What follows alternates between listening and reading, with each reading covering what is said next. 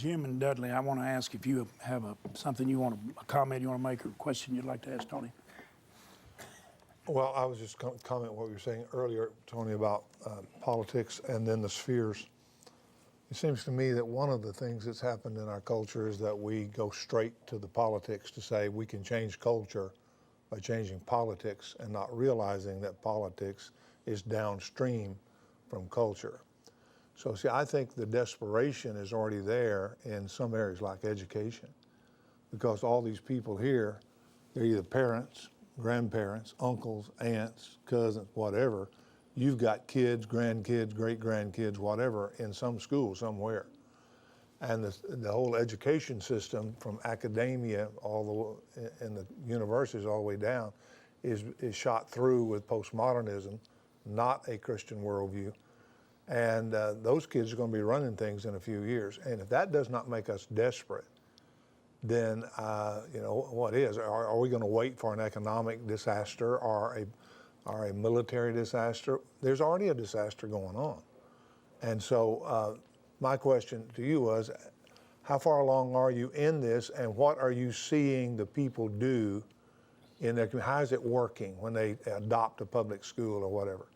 For those who actually engage it, we get all kinds of supernatural testimonies of the environment changing in the school, of parents being impacted, and then we show them how to then, you know, we respect separation of church and state while they're in the school, but we show them how to then use the church as a drawing back to the kingdom of God. So we show them how to do that. So for those, and we've trained thousands of people now. So we have hundreds of schools that have been adopted. And so we're seeing this slowly move. It's a slow move because they've got to get used to this is a little different paradigm, particularly from a discipleship mentality. Yeah. What's happening in the culture, and you mentioned something very critical, because you know, education is a disaster right now. Right. And the Christian worldview is not only rejected, it's attacked. Mm-hmm. Then you've got the racial strife. Then you've got the political division. So we're getting hit from every which way. And I think that's why more and more people are calling on hearing more about this worldview, because they're seeing just having church is not working. Right. You know, so I think we are getting to a tipping point of a crisis being so deep and us getting so desperate that the kingdom opportunity, the door is opening wide for that message to be heard and received. One thing I've shared with this group the last few weeks and on our own program is I feel like in America today, the enemy has actually overplayed his hand. I think he's actually revealed his not only divisive but destructive, damaging nature. And I think he's revealed his ugliness. And I think common sense Americans are fed up with the ugliness of what they're seeing. Mm-hmm. The political correctness, the manipulative media, the deception, the academics that have absolutely no appreciation not only for our nation, our founders, for our history, for any of the positives, and no biblical worldview. And I think that the common sense people said, this is not working, it's ugly. Mm-hmm. It's destroying the economy. You agree with that? Absolutely. And don't you think this is the manifestation of the enemy's acts? But don't you think it's also God giving him room, because the hedge is down at our own choice? We are becoming reprobate in our thinking, and now the population, like the last verses of Romans 1 says, we not only do those things, but we give hearty approval to everybody doing them. Right. And this, doesn't that look like America? That's that is America right now. And so people are saying we've had it, and anybody that would say we want to go away from that, people get excited about it. But what they've got to realize is there's no president, no leader, no Congress that's going to lead us in the right direction if we don't know what the right direction is. And the right direction is what God says is right. What is good is right. What is righteous is right. What he says is correct is correct. And it's the church that has to carry that message. And even if you know what's right and you don't have a transformed heart by the power of the gospel, you're not going to live it. And if America does prosper like it looks like we are in some ways now, if we don't have a change of heart, the more we prosper, the more idolatrous we become, and we'll be digging another pit and getting right back in it. So there's no substitute for the gospel, and there's no substitute for people being involved in every area of American life. What pulpits have, for far too long, have failed to understand the difference between the content of the gospel and the scope of the gospel. See, the content of the gospel is narrow. It is faith in the finished work of Jesus Christ for the forgiveness of sins and the gift of eternal life. So we're good with that. Evangelism, let's win people to Christ, let's get them to heaven. But the word gospel, euangelion, is used in the Bible broader than just that. It's used in the Bible to solve the race issue. In Galatians chapter 2, and Peter's eating pork chops with the Gentiles, and because he found out they could cook, and he's eating pork chops with the Gentiles, and then some of the boys from the Jews show up, and Peter is intimidated. He moves his chair, segregates himself, and now there's a division. Paul comes in. Yeah. He wanted pork chops too. He comes in. When Paul comes in, it says, I confronted Peter. Now, Peter's a believer. He's a leader. To his face. I confronted him before them all. It was public. He says, because you were an affront to the truth of the gospel. Yep. He wasn't talking about how to get to heaven. He was talking about you're not applying the gospel in this racial situation. It doesn't take 250 years to solve a racial problem. It takes 2.5 minutes if you're kingdom-minded. That's right. And because we're not kingdom-minded, we have seminars and workshops when there is a word from God that is definitive on this issue. Can we see a miraculous healing right now racially in our country? It will be a miraculous healing if it happens, and it will be because God had a church to work with through which he could demonstrate what healing looks like. You've seen me put forth a lot of effort to try to contribute to this, haven't you? You have. Do you have any suggestions to make before the whole world to me and all the people here in this room? Well, I think every influencer should move to a kingdom motif, I agree with like that. you have. 100%. So we've got to get this kingdom mindset in our leadership so they can pass it down. And then we've got to come alongside and support in prayer, in support the message going as far as it can go to have as much infiltration as it can have so that more and more people can be trained in it. Because you can like it, but not do anything with it if you don't know how to do that. And so we want to get our resources out so that people can see. Our biggest seller has been the book Kingdom Man. And the great fulfillment I get is all the men around the country who's saying, this kingdom understanding that I'm supposed to be not just a male, but a kingdom man. Yes. That has lit me up. Yes. And this kingdom concept will light you up. And when it lights you up, you affect your world. Yes. You get enough people doing that, and every place you run into, you're running into a kingdom something. Yeah. I just believe we're real close to seeing that kind of move of God on the people in this country who know him. And I believe people who know the Lord realize that we are walking far short of the power and glory that he says we're to walk and live in. And I think it's high time we step up and we allow him to be manifest through us and carry us. With all my heart, I just say this to you.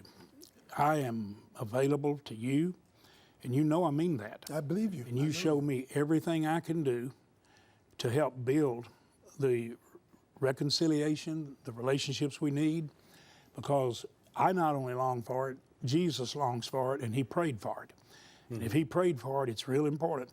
And what he prays for has become more important to me at this point in my life than what I pray. I want his prayer. And I believe we can see it in our day. Do you think it is possible that we can see his prayer answered and we really have this supernatural unity that he prayed for? Because God is on the throne, it very much is possible. You brought up a very good point in John 17 when Jesus has his high priestly prayer. He says that they might be one, but then he goes on to say around verse 23 this. He says, so that they will see your glory. See, that's what you wanted. You wanted God's glory, his visible manifestation to show up. But it's conditional. It's conditional on their oneness. Oneness does not mean sameness. Oneness means unity of purpose. And it starts with oneness with the Father. That's right. One with him, one with each other, so that, see, we have one God composed of three co-equal persons. God the Father, God the Son, God the Holy Spirit. Father's not the Son is not the Spirit, but they all make up the one Godhead like a pretzel with three holes. First hole's not the second hole's not the third hole, but they all tie together by the same dough. So they all have divine nature. So Satan's tactic is to create disunity because he knows the unified God will not be himself in a disunified environment, even in the family. He tells the husband, 1 Peter 3:7, don't pray if you and your wife are in conflict because I can't hear you. Wow. Because the unified God will not function in a disunified environment. So he keeps the church divided, he keeps races divided, so that God has to stay away because God can't be himself in that environment. Wow, boy, see, you know, I get the Spirit of God jumps all over me, sometimes convicting me, but sometimes making me want to shout. Because see, not only have Betty and I never gone to sleep angry. Now, we once went 3 weeks without sleep, but we've never gone to sleep. We took that so serious. Listen to me. We took it so serious. I can't even stand an hour of being out of fellowship with her. I mean, you just can't believe how much love I poured on her before I walked out the door. I mean, 55 years married, 4 years dating before that, 60 years. And she's so precious. And I told her, I said, Betty, there's no way to explain what you've meant in my life. I don't think I'm ever going to be able to tell you enough. I don't know if I'll ever be able to communicate enough. But if we ever get even a little bit of attention, Tony, I can't take it. And you know why? Because it breaks the fellowship that's possible with him. Absolutely. And I can't stand that. I don't want to lose that fellowship. If I thought you were unhappy with me, I wouldn't be able to go to sleep until I talked to you. And I mean that. So don't you ever get unhappy with me and not call me. So you can sleep. So I can sleep. Right. Jim, you want to ask Tony something? It's pretty good, isn't it? Oh my goodness, I'm having to keep my seatbelt fastened here. You know, I'm about to float away. Thank you. You know, I read a book that the earth is the Lord's, and the author of that, I think you've read that author before, right? The earth is the Lord's and the fullness thereof, the world and every person who lives in it. And when Jesus the King came in kingdom operation, he didn't come out of a sacred place. He came out of the unlikely place of Nazareth, and it had a reputation. No good thing could come out of it. So too many times we write off the place that Jesus is coming from, because many times when there's the moniker, no good things coming from this source, the King shows up.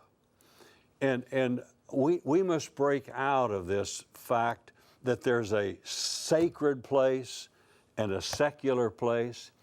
The whole earth is His, every person in it. And the kingdom calls us to love the people that are even enemies. And I think you have demonstrated that as I've known you through the years.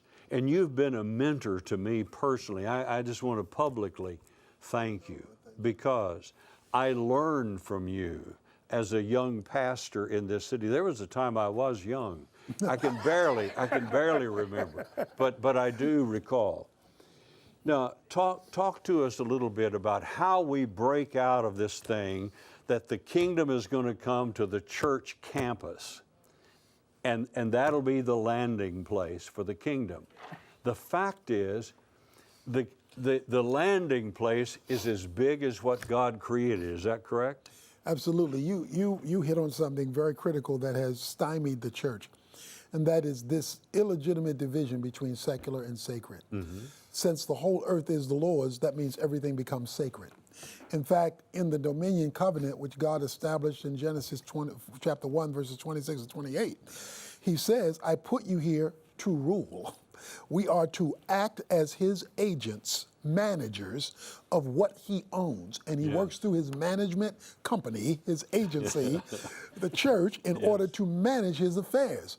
Well, we're messing up His product because it's not being managed as the owner had in mind. And that's because we've got this bifurcation. Mm-hmm. The key phrase here is God told the church, I'm going to give you the keys, not of the church. I'm going to give you the keys of the kingdom. Yes. Well, we have turned kingdom keys into church keys. Mm-hmm. And that's not what the keys are for. And how do you know when you have kingdom keys? He says in verse 19, because whatever you bind on earth, I will bind in heaven. Yeah. Whatever you loose on earth, I will loose in heaven. So we're waiting on God when God is waiting on us. Yes. So we're actually holding up God from doing His kingly activity in history because we're more interested in the church than the kingdom. Wow. Right. Thank you.